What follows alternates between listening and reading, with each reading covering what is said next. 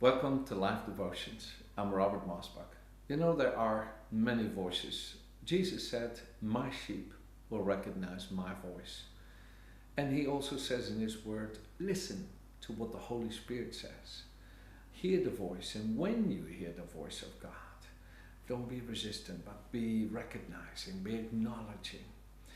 And you know, it is so important for us to become so accustomed to the voice of the Spirit, to know and recognize God. When He speaks to us in our hearts in that still small voice, or when we're reading His Word, or when listening to a message from God through a man or a woman of God, that we just can pick it up.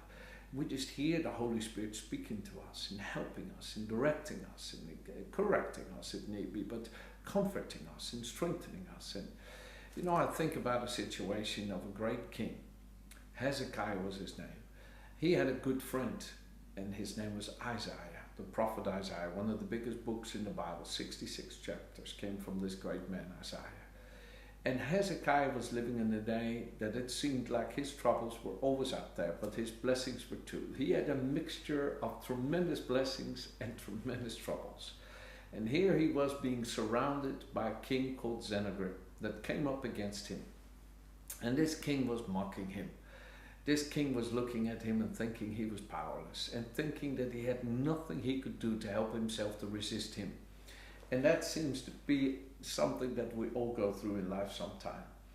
And Hezekiah strengthened the people around him, and he said to them, and this is in 2 Chronicles chapter 32, in verse 7, he says, "Be strong, be brave, don't be afraid of the king of Assyria or his mighty army, for there is someone with us who is far greater than he is. He has a great army, but they're all but mere men, while we have the Lord our God to fight our battles for us." And this greatly encouraged the people around him. Then King Sennacherib of Assyria was still besieging the city. And King Sennacherib said, "Do you think you can survive? Hezekiah is trying to persuade you to commit suicide by staying there and dying famine and thirst, while he promises that the Lord your God will deliver you from my hand. Don't you realize that Hezekiah is the very person who's destroyed your idols and so forth? Don't you realize that all the other kings that I have come against were defeated? I have never yet failed to conquer any nation I've attacked, nor have the gods of these nations been able to protect its people. Now, just one time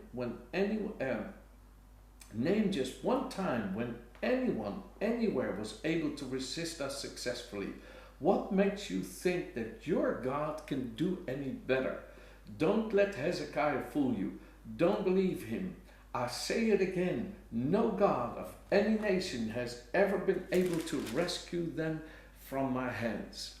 And you know, Sennacherib, he really thought a lot about himself. He thought that he was able to defeat these people that had their trust in God.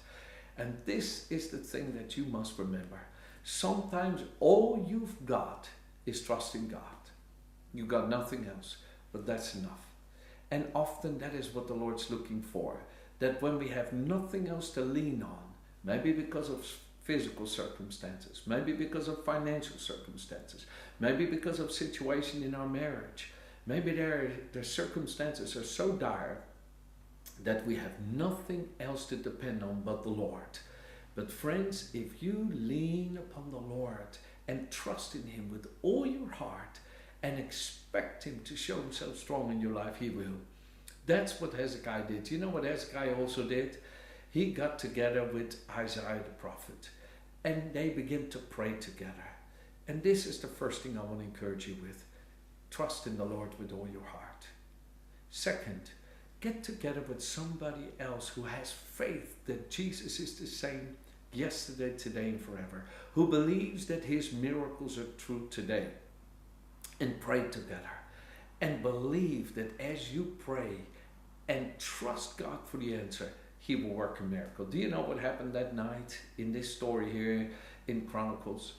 That one angel came from the Lord and destroyed 185,000 soldiers.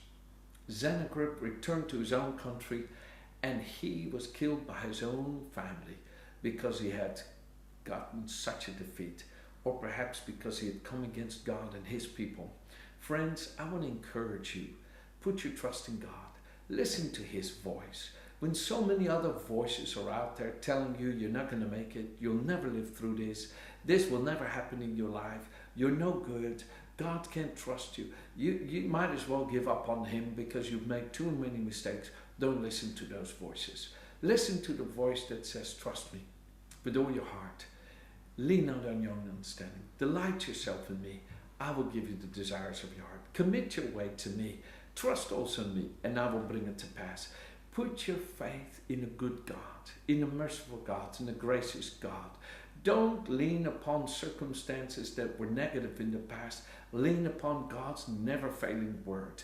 Today, let's see God be true for you as you choose to listen to his voice.